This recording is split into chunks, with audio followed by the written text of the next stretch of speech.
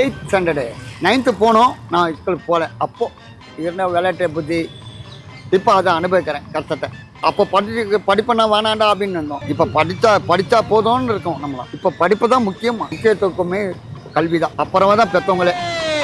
நெஞ்சம் உண்டு நேர்மை உண்டு ஓடு ராஜா பேரம் வரும் காத்திருந்து பாரு. என் பேர் மனோகர். நான் பெயிண்ட் வேலை செய்திருந்தேன் முன்னாடி 20 வருஷம் செய்தேன். வீசிங் ப்ராப்ளம் வருது. அதனால இந்த மாட்டு வண்டி ஓட்டிங்கன்னா வரேன். மாட்டு தீனி இல்லாத இருக்காது. கொய்யா கொடுத்துருவேன், ஆப்பிள் கொடுத்துருவேன், திராட்சை கொடுத்துருவேன். ஆனால் அது பட்டினி விட மாட்டேன். திடுக்குன்னு செத்தாவோட நான் இங்கே ஓடியாரோம். பின்னாடி மனுஷன் வரமாட்டான், பணத்தை பார்ப்பானுங்க. காலையில் 7 மணிக்கு எடுப்பேன், நைட்டு 11 மணி இங்கேருந்து கிளம்ப சொல்லுவோம். நான் போய் சேர்றது மணி 12. எனக்கு வீட்டுக்கு போக தோணாது. வீட்டில் போனால் நான் சாப்பிட்டு படுக்க போகிறோம், அவ்வளோதான். வேற என்ன இருக்கு?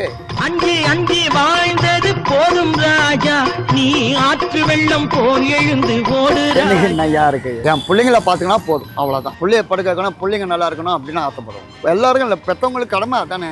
உன் சொந்தக்காரன் இல்லை, நீ ட்ரை பண்ணி எதா இருந்தாலும். அடுத்தவங்களை நம்பாத. நான் அடுத்தவங்களையும் நம்பாத. உன்னை நீ காப்பாற்றிக்கோ. எங்கன்னா ஒலை. அதான் என் பிள்ளைக்கு நான் சொல்கிற பாடம். உன்னால ஒரு 10 ரூபாய்க்கு 4 பேருக்கு டீ வாங்கி கொடுக்குற மாதிரி பாரு. நீ கொண்டு வந்தது என்னடா மீசை முறுக்கு. அவன் வாங்காந்து காலையில் 4 மணி போய் வாங்காந்து அதை மாட்டு வண்டியில் ஏற்றி வியாபாரம் பண்ணி நான் கொடுக்குறேன். அவர் வாங்கிறதுக்கு எவ்வளோ கஷ்டப்படணும். ஆட்டோ செலவு பார்த்துட்டு மாட்டு வண்டி செலவு இதெல்லாம் இருக்குது. அது அவன் மக்கள் தெரியாது. 2 பணம் தானே எடுத்துக்கலாம் அப்படின்றாங்க. இப்போ வந்தவொடனே என்ன பண்ணுவாங்க தெரியுமா? காம்பா தான் கேள்வாங்க. உனக்கு நான் தரேன் பணம், நீ தொட்டா புளிக்கும், நான் தொட்டா இனிக்கண்டான்னு சொல்லுவேன்.